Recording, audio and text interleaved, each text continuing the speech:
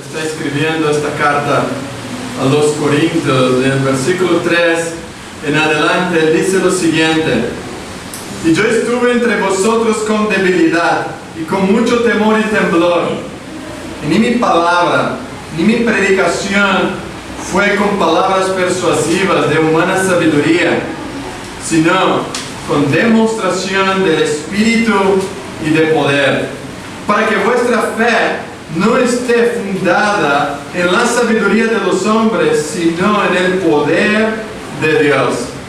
Sin embargo, hablamos sabiduría entre los que han alcanzado madurez, y sabiduría no de este siglo, ni de los príncipes de este siglo que perecen, mas hablamos sabiduría de Dios en misterio, la sabiduría oculta, la cual Dios predestinó antes de los siglos para nuestra gloria, la que ninguno de los príncipes de este siglo conoció, porque si la hubieran conocido, nunca habrían crucificado al Señor de la gloria.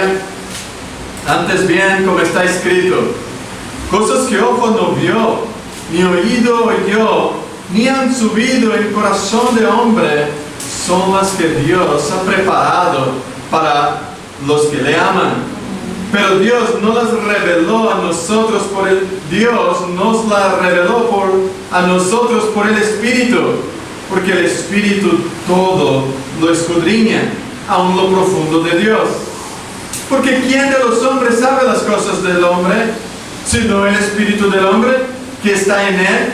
Así tampoco nadie conoce las cosas de Dios, sino el Espíritu de Dios. Y nosotros no hemos recibido el Espíritu del mundo, sino el Espíritu que proviene de Dios, para que sepamos lo que Dios nos ha concedido, lo cual también hablamos, no con palabras enseñadas por sabiduría humana, sino con las que enseña el Espíritu, acompañado lo espiritual a lo espiritual, o acomodado el espiritual a lo espiritual. Pero el hombre natural no percibe las cosas que son del Espíritu de Dios, porque para él son locura, y no las puede entender, porque se han de discernir espiritualmente. En cambio, el espiritual juzga todas las cosas, pero él no es juzgado de nadie. ¿Por qué? ¿Quién conoció la mente del Señor? ¿Quién le instruirá? Mas nosotros tenemos la mente de Cristo. Vamos a orar. Padre, en esta mañana queremos exaltar tu nombre. Y hemos exaltado, Señor, tu grandeza, tu reino, tu gobierno sobre todas las cosas. Hemos exaltado, Señor, que tú eres el ser admirable, que reina eternamente por los siglos de los siglos. Amén. También hemos reconocido, Señor, nuestra pecaminosidad. Hemos reconocido, Señor, como oraba mi hermano Michael, que hemos creado un Dios a nuestra manera, y hemos escuchado nuestra voz, no tu voz. Hemos inventado una voz, hemos creado un Dios de nuestra imaginación, pero no hemos dado oído a tu palabra, y por eso hemos confesado nuestro pecado, que es grande delante de ti, Señor, nuestro pecado de no escucharte, de hablarte más que escucharte.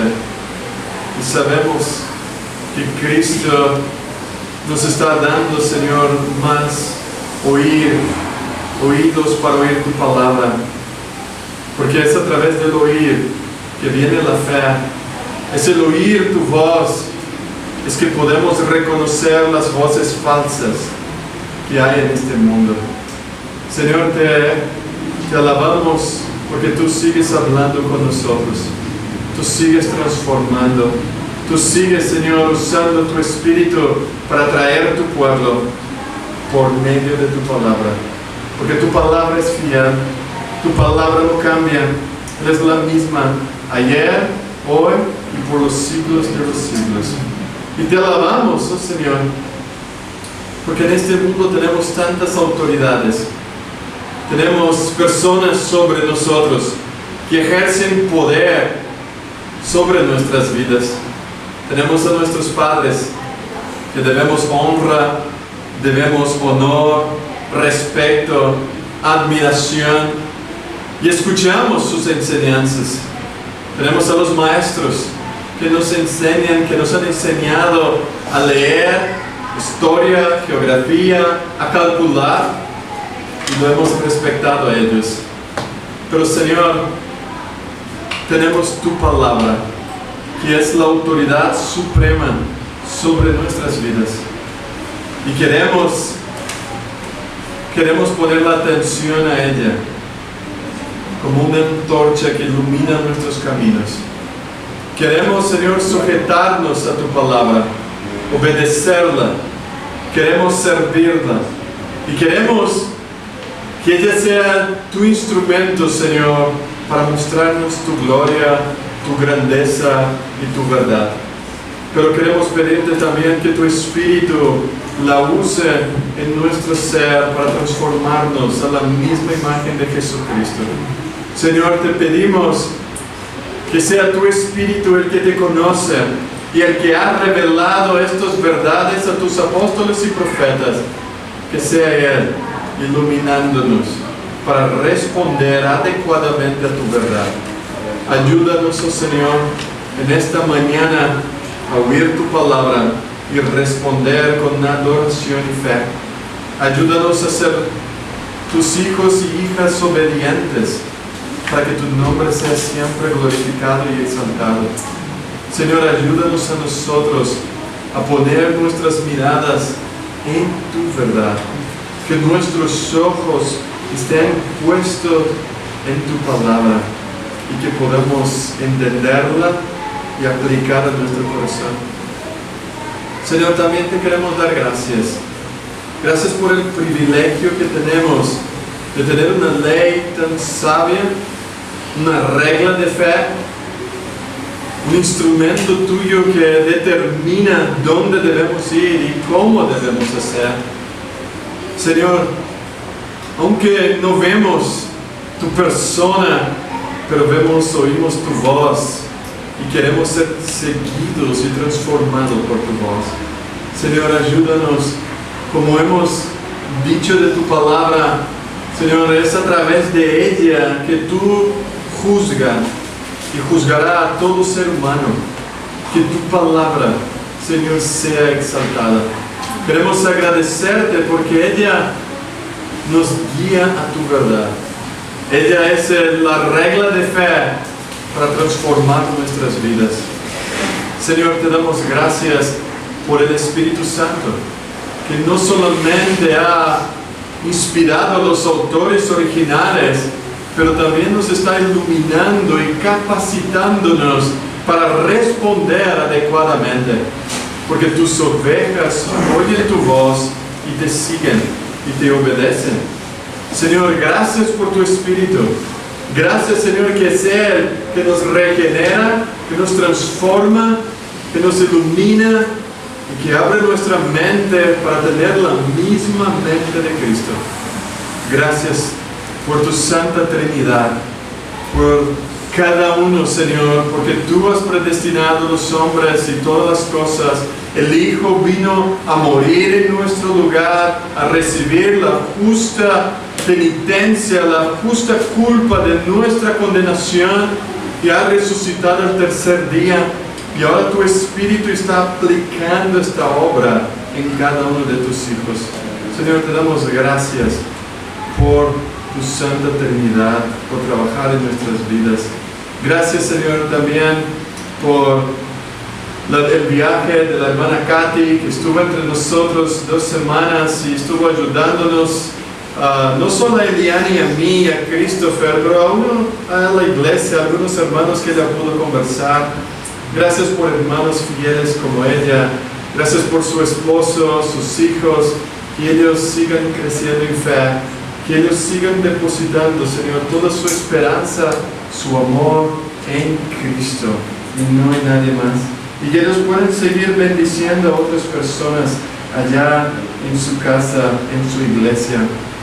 Gracias por el viaje también de la hermana Marcia, que ha llegado bien a Brasil.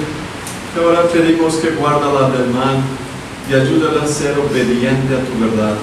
Que tu nombre sea glorificado a través de ella. Señor, queremos rogar por nuestros presidentes, por las autoridades de nuestro país, que ellos puedan hacer leyes justas, que no contradicen tu verdad. Señor, que no levanten una ley, principalmente, Señor, para matar a los inocentes, que la gente pueda dar valor a la vida, y que tu nombre, Señor, tú eres el Dios que da vida. Prohíbe, Señor, que los hombres siguen matando los vivos y los que están por nacer. Señor, impídalos de que puedan abortar y dar libertad para la aborción, para el aborto aquí en este país. Señor, ayuda a la gente a entender que la vida no depende de los hombres. La vida es tuya y que tú la das y solo tú la puedes quitar. Lo mismo, Señor, que son los géneros. Que los hombres, Señor, que se divagan por ahí cambiando sus géneros, cambiando su mente, que ellos vengan al arrepentimiento. Que nos ayude a nosotros como iglesia a ser firmes en esta verdad y levantar esta regla de fe, Señor, que es solo tú que dice y has creado hombre y mujer, lo has creado. Y ayúdanos, oh Señor, a defender esta verdad para que tu nombre sea glorificado y que esta nación viva correctamente delante de ti. Pero también pedimos que juzgues, Señor, con justicia a aquellos que se levantan contra tu ley, contra tu palabra, y que sean cerradas sus bocas, Señor, cuando tu verdad y tu justicia no son hechas en la tierra. Señor, quita a aquellos que no sepan usar la justicia o la espada de justicia en este mundo, para que puedan, Señor, reconocer que hay un Dios en los cielos que controla y gobierna sobre todos. Y ahora te pedimos, Señor, que nos enseñes a través de tu palabra a oírla, a meditarla y aplicar en nuestras vidas, para que tu nombre sea exaltado en todo el tiempo, en el nombre de Jesús. Amén. Hermanos, llegamos a nuestra quinta y última serie o estudio de esta serie acerca de los atributos de la palabra de Dios. Atributos, hermanos, que generalmente pensamos que solo es de Dios. Exaltamos este Dios trino, exaltamos la santidad, exaltamos el gobierno de Dios, su reino, su justicia, sus juicios, pero necesitamos ser recordados que lo que Dios es, su palabra es. Lo que Dios es en su carácter, su palabra también es. Pero este entendimiento ha sido despreciado, está siendo despreciado en nuestras iglesias en estos últimos siglos. Hermanos y hermanas, ¿por qué disminuimos la autoridad de la palabra de Dios? ¿Por qué disminuimos su valor? Porque queremos atribuir grandeza a los hombres y queremos poner la autoridad de Dios que debido solo a Él y a su palabra a alguna persona. Francis Schaeffer, él dijo en su libro Muerte en la ciudad: no hay avivamiento donde no hay reforma. Es decir, no puede haber un avivamiento donde no hay un volver a las doctrinas fundamentales de la revelación escrita de Dios. Para que haya avivamiento en el alma y en el pueblo de Dios, debe haber un volver a la palabra de Dios. Y eso es lo que dijo Francis Schaeffer, es lo que necesitamos volver y regresar, hermanos, tú y yo, diariamente. Porque continuamente ponemos una autoridad en lugares donde Dios lo ha puesto. Si te acuerdas bien, nosotros nos llamamos protestantes, y la reforma protestante del siglo XVI significó nada más y nada menos que un volver a las doctrinas fundamentales de la palabra de Dios. Lutero y todos los reformadores lo que quisieran hacer es un regreso a la palabra. Lo pusieron la palabra en el lugar que ella debía tener. El tema de la fuente de la autoridad de la iglesia del siglo XVI fue una de las más grandes discusiones generadas a causa de las 95 tesis de Lutero. Por eso, hermanos, la enseñanza de la Iglesia Católica sobre la autoridad se resume en 3 puntos. La Iglesia Católica Romana dice, hay 2 fuentes de revelación, la Escritura y la tradición. Estos son la autoridad suprema. Pero la Iglesia Católica también dice, la Iglesia Católica Romana dice, la Escritura no es suficiente para dar el conocimiento salvador de Dios. Se necesita el testimonio de la Iglesia. Y en tercer lugar, por encima de la Escritura y de la tradición, está la autoridad de la Iglesia en la persona del Papa, quien es infalible y es quien, a fin de cuentas, define la doctrina. Bueno, esto se puede decir de la Iglesia Católica Romana, pero se puede decir de algunas iglesias que tú y yo hemos venido. Que por encima de las Escrituras, por encima de la historia de la Iglesia, por encima de la tradición de los siglos que hombres han hecho concilios para hablar de la palabra, para exaltar las doctrinas de la palabra, los hombres se ponen todavía por encima de la palabra. Y los hombres hoy día están cociendo qué es lo que quiero de la palabra y qué es lo que rechazo, qué es lo que me gusta y qué es lo que me atrae. Mas en contraste a esta postura, Lutero entendió por la misma palabra de Dios que tanto el Antiguo Testamento como el Nuevo Testamento son la única, suficiente e infalible regla de fe y práctica. Lutero, en su respuesta a uno de los momentos en que se le ordenó retratarse de sus enseñanzas, Lutero dijo lo siguiente: no quiero y ni puedo retratarme a menos que se me pruebe por el testimonio de la Escritura y por medio de la razón que estoy equivocado. No puedo confiar ni en las decisiones de los concilios ni en las de los papas, porque está bien claro que ellos no solo se han equivocado, sino que se han contradicho entre sí. Mi conciencia está sujeta a la palabra de Dios y no es honrado ni seguro obrar en contra de la propia conciencia. Que Dios me ayude. Amén. Hermanos, esto dice Lutero. Acá hace más de 500 años atrás. Pero la iglesia hoy día se llama protestante, se ha equivocado, se ha olvidado de lo que Lutero ha defendido. Y hoy regresamos a lo que los reformadores habían peleado y seguimos escuchando voz de hombres en vez de que nuestra mente, nuestra conciencia se sujete a la palabra de Dios.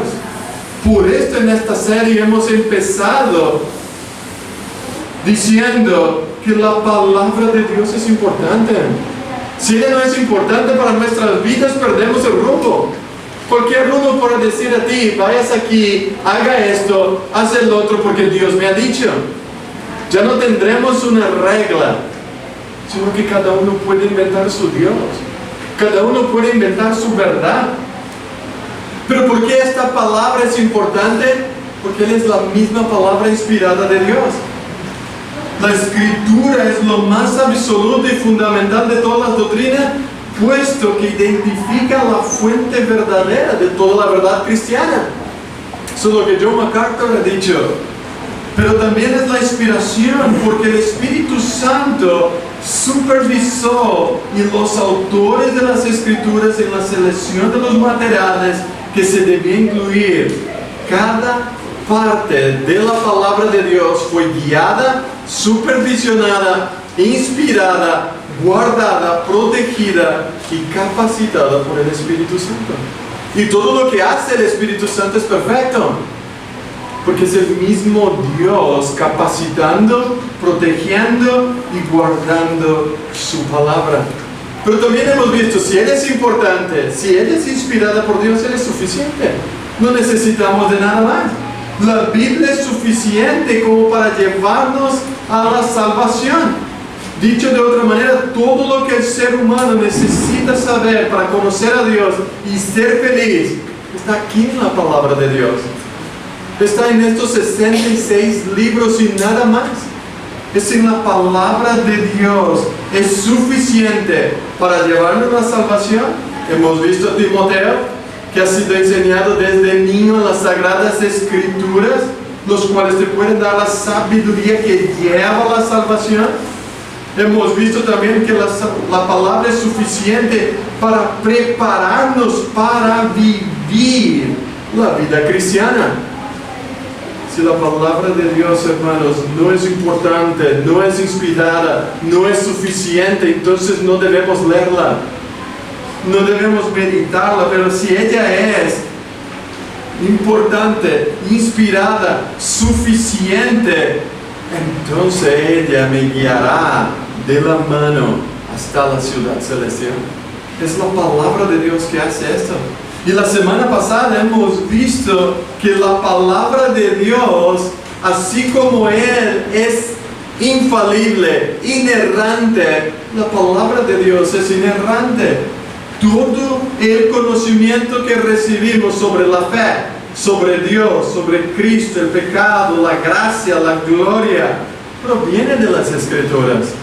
No fue tú ni yo que nos imaginemos y escribimos, fue el propio Espíritu que la escribió. Por eso la definición de la inerrancia en términos sencillos simplemente quiere decir que la Biblia siempre dice la verdad y que siempre dice la verdad respecto a todo lo que habla. Él es verdadera. Y si Él es verdadera, hay un problema. Tú y yo tenemos que sujetarnos. Tú y yo tenemos que ponernos bajo ella. Tenemos que responder a esta autoridad como respondemos a Dios mismo. Porque de acuerdo a lo que dice Pedro la semana pasada, segundo de Pedro 1:16, él dice la palabra fábulas o mitos son relatos fabricados sin bases en los hechos. Pero él dice, nosotros no hemos seguido estos mitos, nosotros no hemos fabricado nada, nosotros hemos sido testigos oculares de la gloria de Jesucristo. Nosotros vimos su gloria, pero más seguro y más exacto que esto es la propia palabra escrita. Más seguro de lo que vio Pedro es lo que los profetas y apóstoles habían escrito. Y por eso Pedro nos dice que debemos atentarnos. Hermanos, Pedro también nos mostró la semana pasada, las experiencias se desvanecen, pero la palabra de Dios permanece. Las experiencias son subjetivas, pero la palabra de Dios es objetiva. Tiene un propósito muy claro.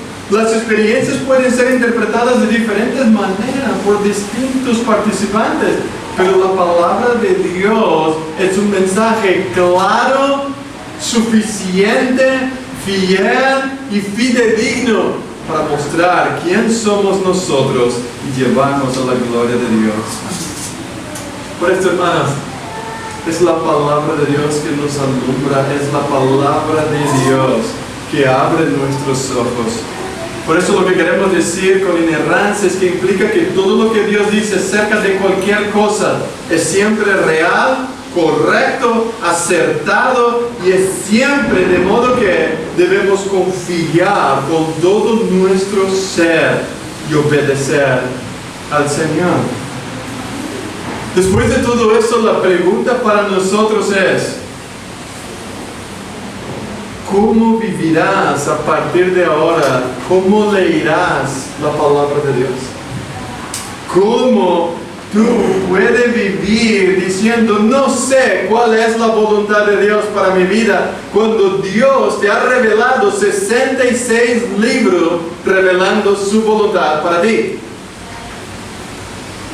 ¿Alguien ya te ha preguntado, Igor, no sé cuál es la voluntad de Dios? Entonces yo tengo que decir, bueno, lea los 66 libros y luego podemos conversar. No puedes venir y decir, no lo sé la voluntad, si no lo lees la voluntad revelada de Dios. ¿Verdad? Porque lo que la persona me está diciendo es, ¿será que Dios por un ángel no me puede resumir los 66 libros? Porque me costará tiempo leer. Bueno, de verdad te costará un año más o menos si lees 1 o 2 capítulos por día. Pero después de un año te darás cuenta que todo lo que Dios quería decirte está ahí. No es fácil. Todo lo que Él quería decir está ahí. Por eso, hermano, el punto de vista evangélico siempre ha sido que lo que enseñan los escritores bíblicos inspirados, lo enseñan no como derivado de simple tradición, sino que Dios mismo los hizo ellos proclamar lo que estaba en la mente de Dios. Fue el Espíritu Santo que sacó lo que estaba en la mente del Padre y lo puso en la mente de los apóstoles y profetas para que tú y yo hoy tuviéramos la mente de Cristo. Alguien dice, yo no sé lo que hay en la mente de Cristo. Lea la Biblia. La Biblia es la mente de Cristo. Por eso, hermanos, cuando llegamos o hablamos de la autoridad de la palabra, debo preguntar, ¿quién es la última y suprema autoridad en tu vida hoy? ¿Quién dice hoy lo que tú tienes que hacer y no tienes que hacer? ¿Dónde tienes que ir? ¿Quién dice? Dios. Algunos han dicho mi esposo, mi madre, mi padre, mi jefe, ¿no? Pero ¿quién dice lo que tú tienes que hacer? La Biblia, ¿verdad? Pero si no la leo, si no la estudio, si no la medito, si no la memorizo, si no leo, si no oro la palabra, si no canto la palabra, ¿qué me está diciendo Dios? Nada. ¿Quién está haciendo la autoridad? Yo mismo. Yo mismo estoy haciendo como fácilmente los católicos romanos y los evangélicos hoy día. Me pongo por encima de la Biblia. Hermanos, esto es lo que estamos viendo. Hoy día la Biblia ya no tiene la autoridad sobre la vida de las personas. Lo último que se predica hoy en los púlpitos es la palabra de Dios. Se usa la palabra para decir lo que yo quiero que ella me diga. Yo uso las escrituras como uso el Alcorán o como las personas usan un libro de historia simplemente para saber qué bonito es que Dios abrió el mar rojo. Qué bonito es ver que Dios abrió el pueblo, lo libró del Egipto. Qué bonito. Pero ¿qué me está diciendo a mí casi 4,000 años después? ¿Qué me dice a mí la palabra de Dios y qué me manda a hacer yo? Por eso la Biblia tiene autoridad, porque no son solamente las palabras de un humano simple. Aunque fueron por medio de estos humanos que llegó la revelación de Dios, Él existe de otro nivel. Las palabras que tenemos aquí vienen de otro mundo, de otro universo, de otro nivel que tú y ni yo no sabemos. Solo podemos escuchar y obedecer.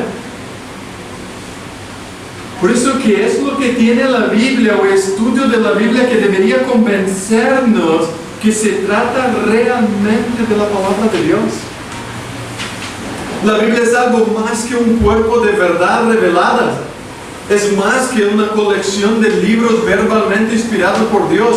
Se trata también de la voz del Dios viviente.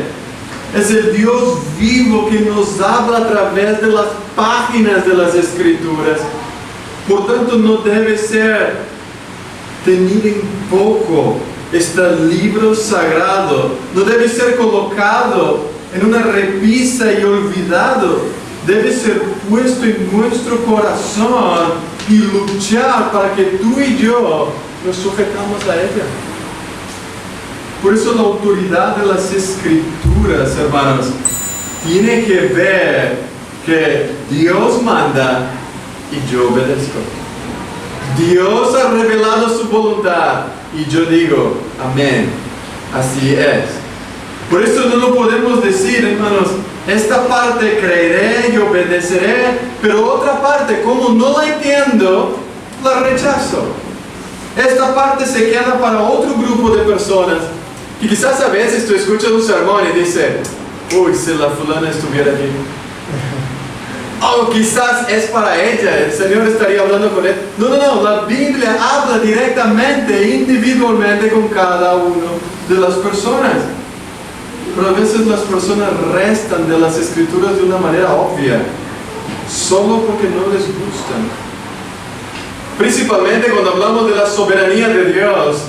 Hay un autor en el siglo pasado, él leyendo Romanos capítulo 9, él dice que él criticó al apóstol Pablo diciendo que él tomó un paso en falso cuando escribió Romanos capítulo 9, solo porque no estaba de acuerdo que Dios salva a quien Él quiere y como Él quiere, de la forma que Él quiere. Entonces lo que él dijo, esto no lo predico, no me agrada, no me gusta. Y esto lo hacemos. Esto lo hacemos continuamente. No me gusta, no me agrada, por lo tanto no lo obedeceré. Pero en la Biblia, hermanos, encontramos todo lo que necesitamos para confiar en Cristo y vivir la vida que agrada a Él, no nosotros. La Biblia fue escrita, la palabra de Dios fue escrita para transformar nuestro ser de desobedientes en obedientes, para dejar de agradar a nosotros, para empezar a agradar al Dios de toda la tierra. Pero hermanos, no es fácil hablar cosas que la Biblia habla. La Biblia dice que el hombre está muerto en sus delitos y pecados. La Biblia habla que el principal problema del ser humano no es la pobreza. El principal problema del ser humano no es la contaminación del agua o la escasez de agua. No es la falta de logros personales.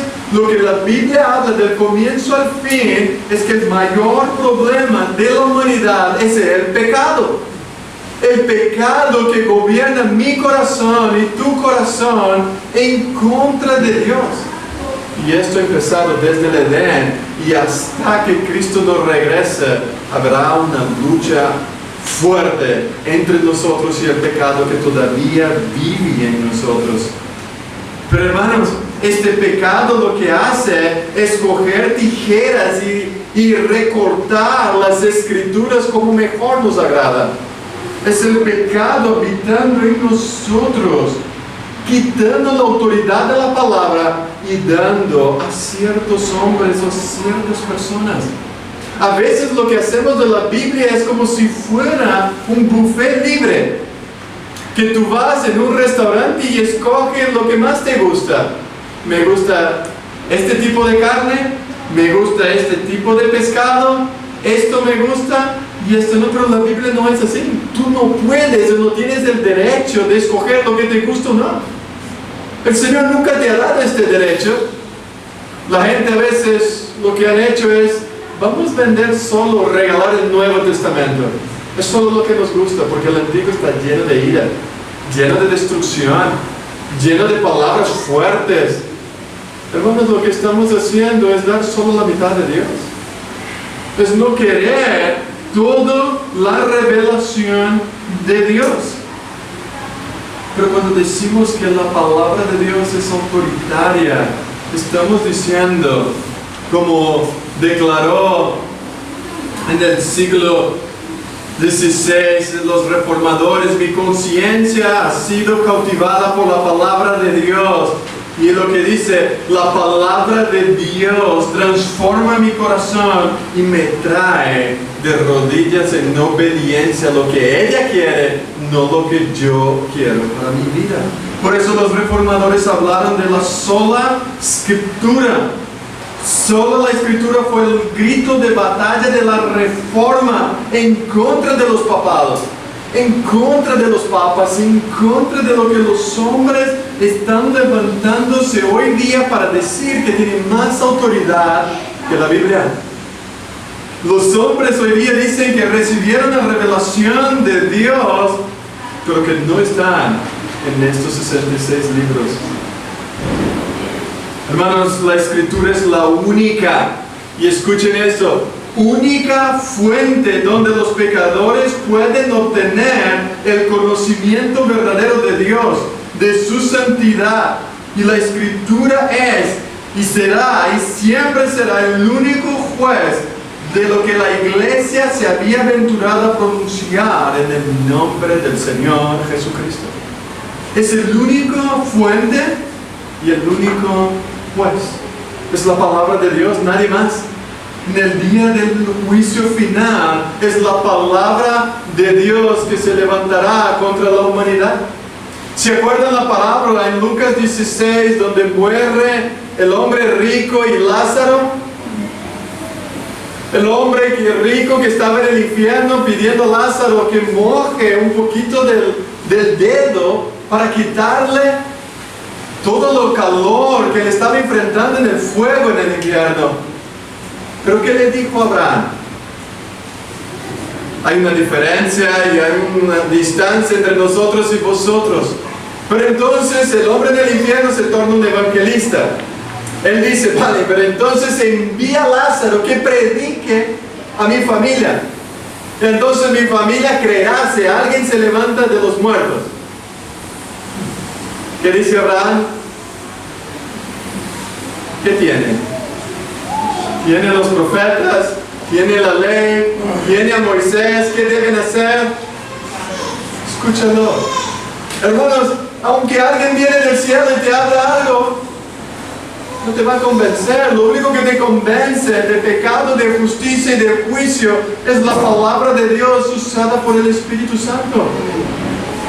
Por eso los reformadores llamaron a la operación de Dios, mediante la cual la verdad de su palabra fue grabada en nuestras mentes, en nuestra conciencia, por medio del testimonio del Espíritu Santo.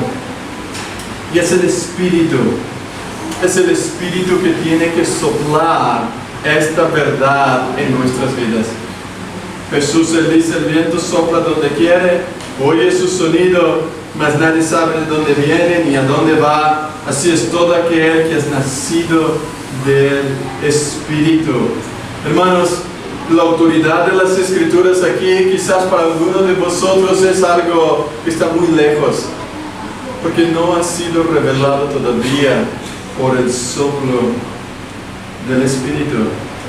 Jesús él dice, si me amáis, guardad mis palabras. El que no guarda mis palabras es porque no me ama, es porque no ha nacido de nuevo.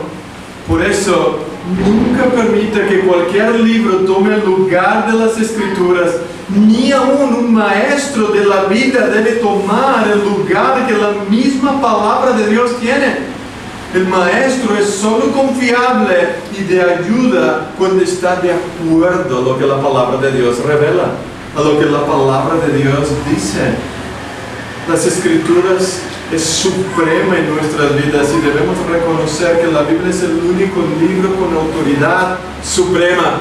No solo en el Nuevo Testamento, mira lo que dijo Dios a Josué de fórmula de Éxodo para el trabajo en lo cual Dios le había llamado en Josué capítulo 1.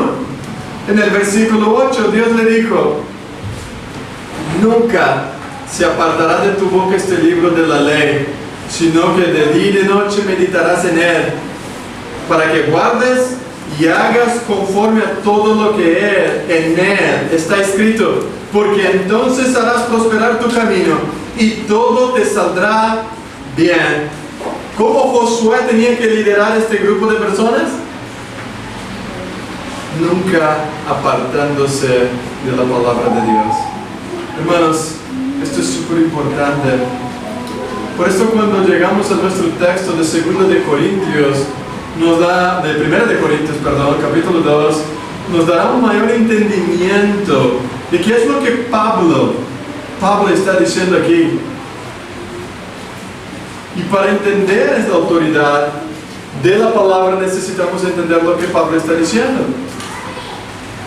Pablo está haciendo una serie de contrastes entre el mundo, entre la sabiduría del mundo y la sabiduría de Dios. Si tú puedes ver, yo tengo marcado en mi Biblia, hay 1, 2, 3, 4, 5, 6, 7, sino y pero. Solo en estos 16 versículos. Sino, pero, Dios ha dicho. Y es un contraste entre el siervo del Señor y la búsqueda del hombre por protagonismo. La sabiduría divisiva del mundo y la sabiduría unificadora de Dios. Lo que los hombres quieren para sí y lo que Dios ha decretado para los hombres. Y es interesante, hermanos, que Corinto era una ciudad importante. Mucha gente se había ido a este lugar, a este país, y se juntó tanta gente en el año 50-52 que ya tantas culturas y religiones y mucha inmoralidad se mezclaron en este pueblo, en esta nación. Hay tanta evidencia de que los hombres querían ser protagonistas en esta ciudad que Pablo tuvo que escribir un montón de cartas para ellos. Era un pueblo egoísta, demasiado posesivos con las cosas pequeñas y demasiado preocupados con las grandes, despreocupados con las grandes, demasiado defensores de sus intereses y demasiado a menudo ignorantes de la voluntad de Dios. Por eso, entender y analizar la palabra de Dios da forma y caracteriza una iglesia verdadera. Primera forma, la forma en el carácter del apóstol predicó.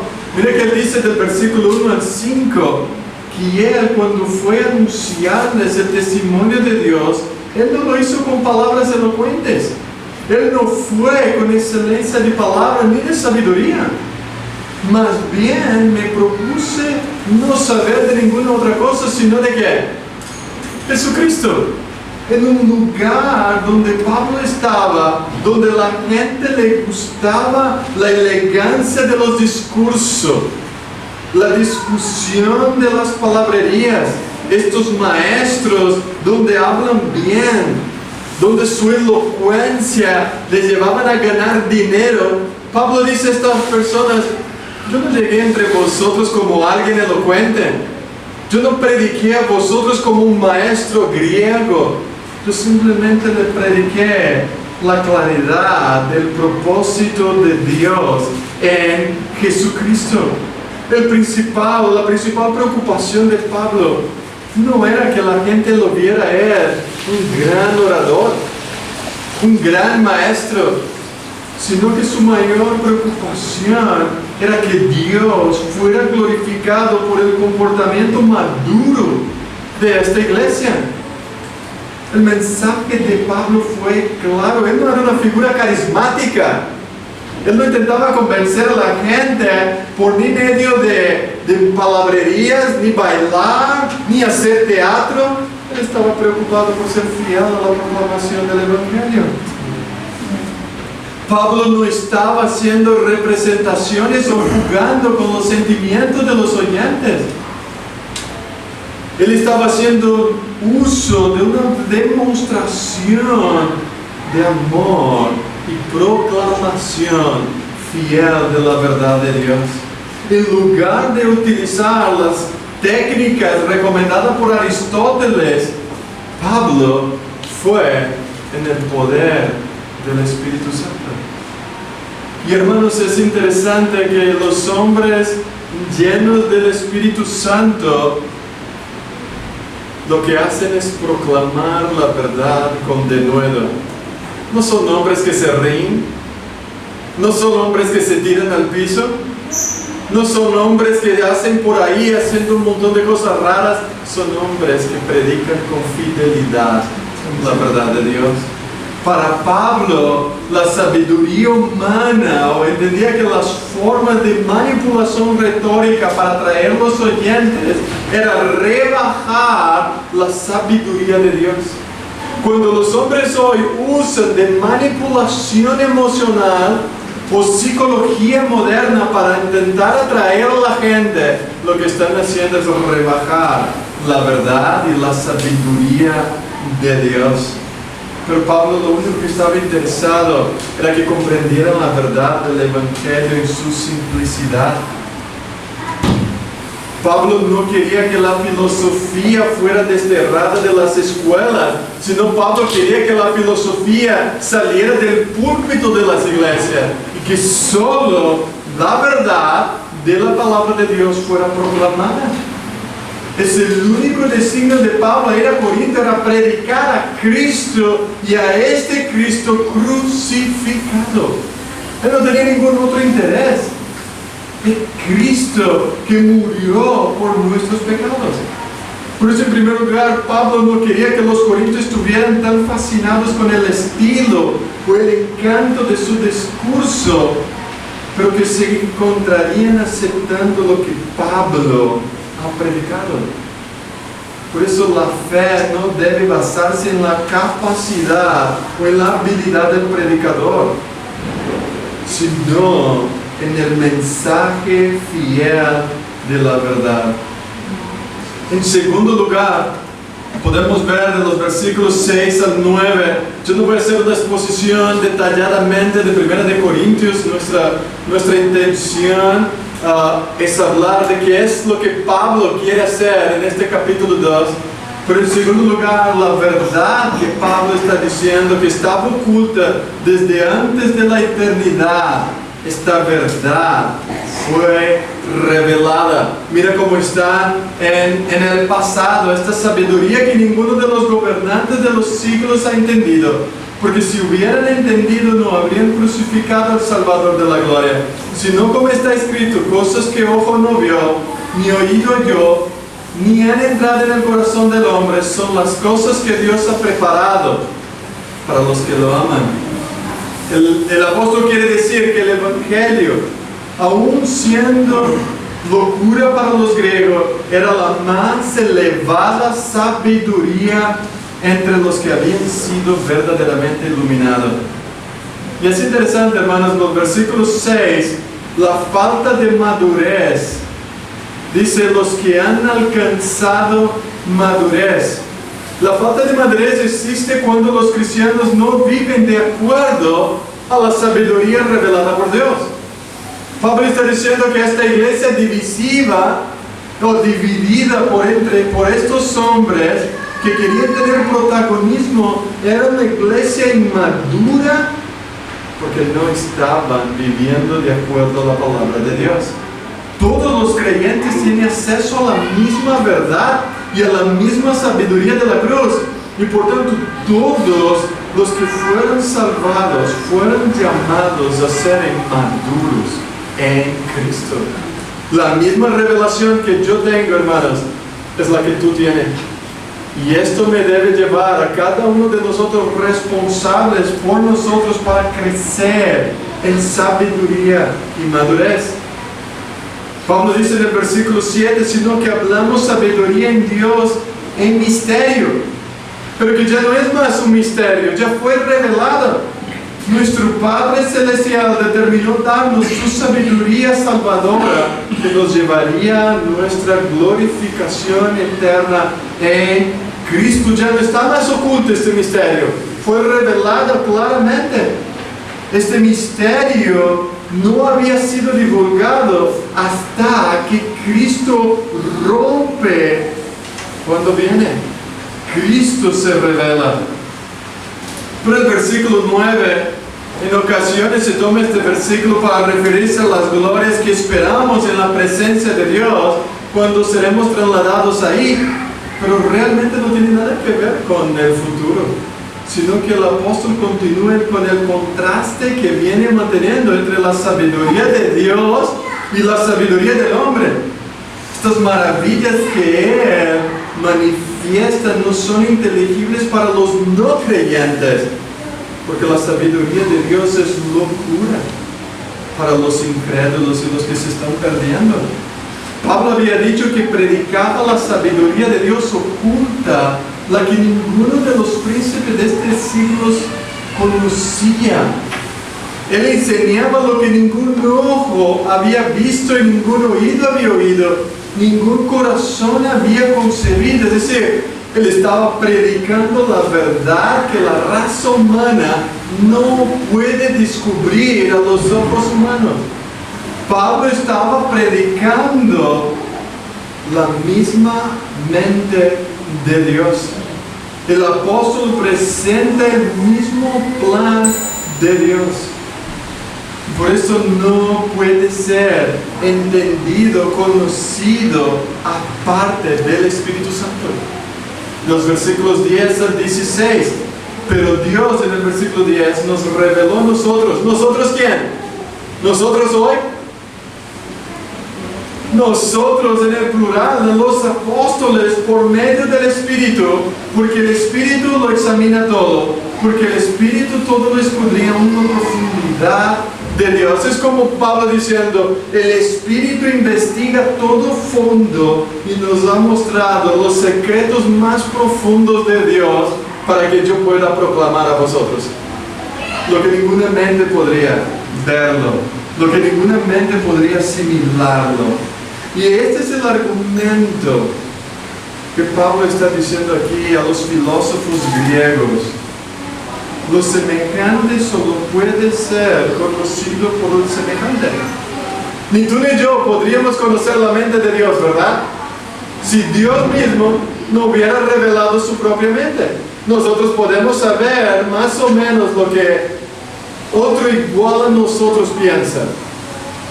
Pero aún un filósofo, cuando decía, ellos no podrían entender la mente de Dios, es algo que está en otro nivel.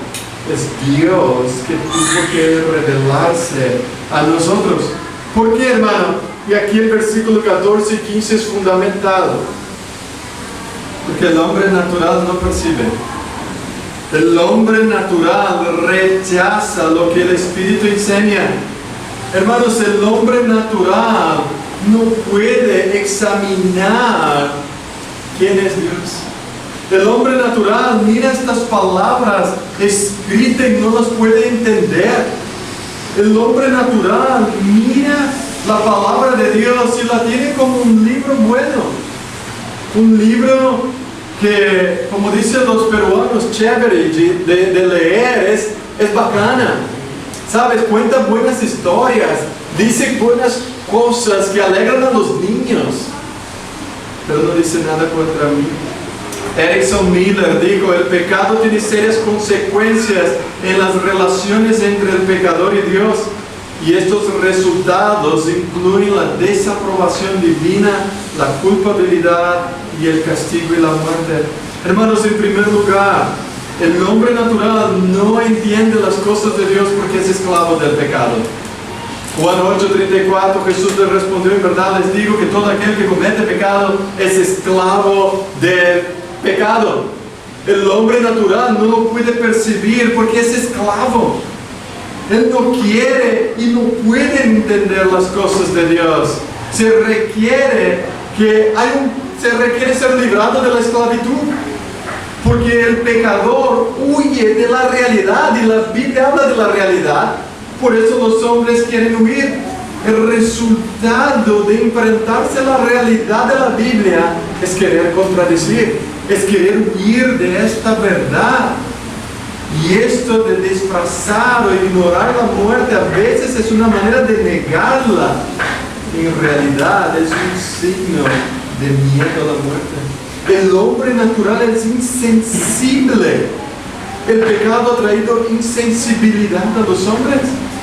El pecado, la medida que continuamos pecando y rechazando las advertencias y las condenas de Dios, vamos respondiendo cada vez menos o cada vez menos a la medida los avisos de nuestra conciencia. Caín no solo mató a Abel, sino que mintió a Dios. Y un pecado lleva el otro. Hermanos, el hombre sin el Espíritu, el hombre natural, es insensible, está esclavizado, es egoísta, porque quiere llamar sus logros, sus atenciones hacia sí mismos, que buscar favor especial a sí mismos, oportunidad en la vida, quiere tener ventaja que nadie tenga, quiere alertar a sus propios deseos, sus necesidades, ignorar a los demás. Esto es lo que hace el hombre natural. El hombre natural es una persona inquieta. Hay una inquietud. Es insaciable por el pecado. Como dice John, en un autor, solo un poco más. Como un mar inquieto y agitado, los malvados nunca alcanzan la paz. Pero también el hombre natural es incapaz de amar. Y es incapaz de identificarse con los demás, porque fue incapaz de identificarse con Cristo, fue incapaz de ir hasta Dios. Hermanos, el mundo, la carne, están estrechamente relacionadas con nuestro pecado y son utilizados por el poder de Satanás para quitar la palabra de Dios de tu vida, robar la semilla de la verdad para que no produzca en ti una verdadera fe. Pero solo la palabra, solo las escrituras es la arma espiritual que convencerá que Dios es fiel, veraz y todo hombre mentiroso. Es solo la verdadera sabiduría que no desciende de los hombres, que no nació en ninguno de nosotros, que viene de lo alto, que puede transformar nuestras vidas. Y es esto lo que Pablo está diciendo aquí en el versículo 13, en lo cual también hablamos no con palabras enseñadas por sabiduría humana, sino con las palabras enseñadas por el Espíritu. La obra del Espíritu es la que trae la presencia activa de Dios en el mundo. Es la palabra o el papel del Espíritu Santo darnos una nueva vida en la regeneración. Es el papel del Espíritu Santo cambiar mi naturaleza humana y darme una naturaleza divina, una naturaleza espiritual. Es el Espíritu que da vida. La carne no vale para nada. Es la palabra de Dios usada por el Espíritu Santo que transforma y da vida a los pecadores.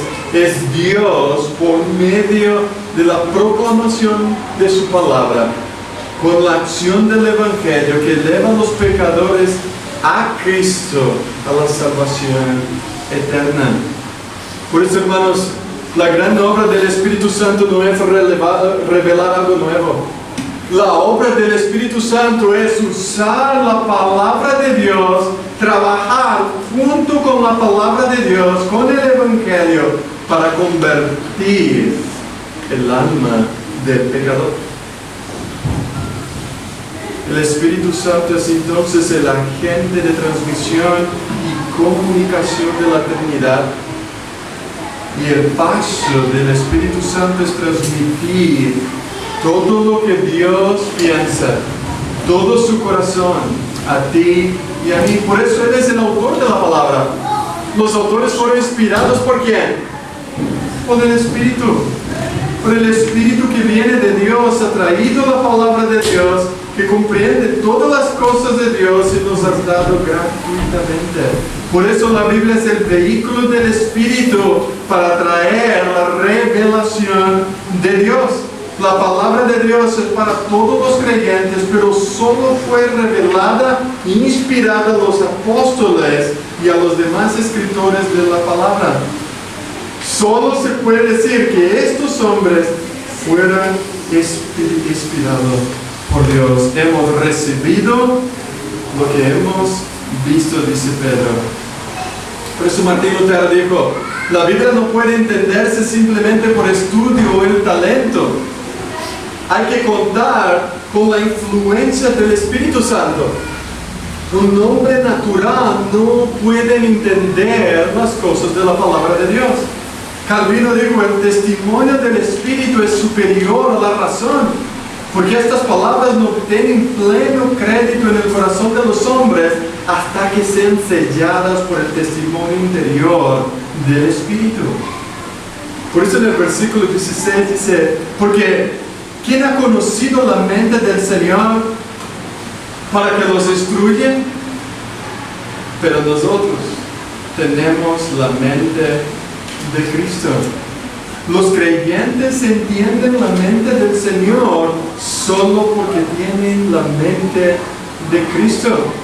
La sabiduría de Dios ha sido concedida a los creyentes, pero la sabiduría que tienen los creyentes no es descubierta por nosotros, es revelada por medio del Espíritu. La mente de Dios es revelada en su palabra, iluminada al creyente por medio del Espíritu Santo. Hermanos, es solo el Evangelio que contiene la verdadera sabiduría de Dios. La sabiduría de Dios es Cristo mismo, Cristo encarnado, viniendo en tierra a morir por pecadores como tú y yo. Hombres que no merecían, esclavos de nuestro pecado, esclavos de nuestra insensibilidad, endurecidos en cuanto a la palabra de Dios. Pero cuando Cristo vino y Él es proclamado como el autor y consumador de nuestra fe, porque Él murió en la cruz y resucitó el tercer día y está sentado a la derecha de Dios Padre Todopoderoso y vendrá a juzgar a los vivos y los muertos, y todo aquel que cree en Él tiene vida, pero el que rehúsa creer ya está condenado. Esto es lo que el Evangelio revela. Y esto es lo que el Espíritu aplica en nuestros corazones. Nos da fe, no solamente para abrazar a Cristo, pero para arrepentir de nuestros pecados. Y crecemos en madurez a la medida que renovamos nuestra mente a la verdad y quitamos de nuestro corazón nuestra propia mente, para que solo se quede la mente de Cristo. Hermanos, pero ¿cómo aplicamos estas verdades? ¿Cómo podemos ser testigos de Dios vivo en un mundo en que multiplican múltiples dioses? ¿Cómo tú y yo podemos ser testigos fieles de la verdad? Bueno, nos has dado Dios una responsabilidad de ser vitrales, de ser un vitral de su gloria, una ventana al mundo de su gloria. Y lo que nos dará esta vida para reflejar la gloria de Cristo es que tú y yo nos volvamos a las Escrituras. Es que tú y yo pongamos la palabra de Dios en el centro de nuestras vidas, para que podamos vivir juntos la gloria que Dios nos ha demandado. Mi pregunta para ustedes en esta mañana es: ¿está la palabra de Dios te dando sabiduría para enfrentar este mundo caído? ¿Está la cruz de Cristo siendo el principal motivo para que tú tomes tu cruz y sigues a Jesús? Si todavía te sientes esclavos por el pecado, dominado por el vicio, mi clamor es que venga ahora a Cristo, te humilles delante de Él y pide ayuda al Espíritu de Dios para que te ilumine y te transforme, para que sea el Espíritu Santo, que tiene la misma mente de Dios, que ponga en tu corazón estas verdades y que tú puedas entenderlas. Pide ayuda, hermanos. O amigo que está aquí, si todavía no entiendes la palabra o que lo que decimos es locura, no la puedes entender, no te salgas de aquí siguiendo la corriente de este mundo, no entendiendo nada de lo que se habla, no entendiendo la Biblia. Te es un fardo leer las Escrituras. Quiero decirte claramente, no eres cristiano. Cuando la Biblia es un fardo para ti, es pesado, no eres un cristiano. Pero si eres cristiano y todavía te sientes cargado, difícil de leer, te pido que clames al Espíritu que te haga suave esta carga, para que Él te ilumine tus ojos, porque Él es la clave y fuente de sabiduría de Dios. Es el Espíritu Santo que concede a todos los creyentes madurez, amor y poder para amar lo que Dios ama y rechazar lo que Dios rechaza. Si tú estás aquí y no conoces a Cristo, todo lo que necesites es arreglar tu relación con Dios. No puedes salir de aquí rechazando a Dios y a su palabra. Presta atención a ella, léala. Ella te mostrará el camino que debes seguir. Ella te mostrará a Cristo. Léale una y otra vez. La promesa es que la palabra será y seguirá siendo lámpara para nuestros pies y lumbrera en nuestros caminos. Ella es la que capacitará todo el creyente para vivir el propósito por el cual Dios ha demandado de nosotros. Hermanos, ¿habrá algo más que necesitamos para nuestro crecimiento espiritual? Tenemos una palabra suficiente para nuestras necesidades. Tenemos una palabra confiable, protectora, clara, perdurable y verdadera. ¿Qué más necesitas? ¿Qué más estás buscando? No solo tienes la palabra, tienes la ayuda del Espíritu Santo para iluminarte, para que entiendas mejor. Tenemos que prepararnos, como Martín Lutero dice, mi conciencia está sujeta a la palabra de Dios. Hermanos, que tú y yo llevamos nuestras vidas en sujeción a la palabra del Señor. Que nuestra mente se sujeta y obedezca la misma voz del Señor, y entonces tendremos la misma mente de Cristo. Amén. Vamos a orar. Padre nuestro, te alabamos y te bendecimos por tu gran amor, por tu palabra que es fiel, tu palabra que fue traída por medio del Espíritu Santo a nosotros. Pero Señor, todavía hay mucho que necesitamos saber. Hay tanto que necesitamos entender. Hay tantas verdades, no porque son difíciles, pero hay una lucha en nuestro corazón. Hay una lucha en nuestro interior para entenderte, para amarte, para buscarte. Pero necesitamos de tu ayuda. Ayúdanos, oh Señor. Envíanos tu Espíritu para iluminar nuestros ojos, para que vivamos en obediencia y que solo tu nombre sea engrandecido y glorificado. Señor, exáltate en nuestras vidas. Exalta tu palabra y ayúdanos a obedecerla. Y ella sea la autoridad suprema, no la filosofía de los hombres, no lo que la gente allá afuera dice, no lo que Satanás quiere que nosotros sepamos. Ayúdanos a luchar esta buena batalla, abrazando el escudo de la fe y llevando la espada de la sabiduría. Señor, ayúdanos a vencer el mal con tu palabra y ayúdanos a crecer meditándola, estudiándola y aplicando nuestras vidas para tu gloria, en el nombre de nuestro Señor Jesucristo. Amén y amén. Nos ponemos de pie, hermanos, para cantar este último himno.